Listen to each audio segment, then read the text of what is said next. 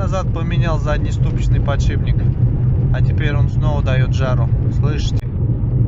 А для замены нам понадобится сам подшипник и смазка высокотемпературная. Срываем колесные болты, донкратим автомобиль и поехали. Снимаем колпачок, снимаем штифт, снимаем шайбу. Готово.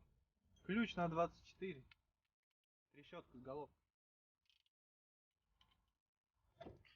Тут такая картина.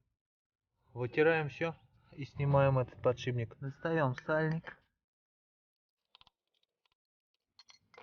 Вот такая вот обойма заднеступичного подшипника.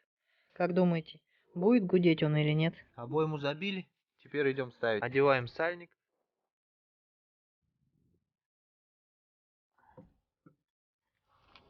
Ну вот и все.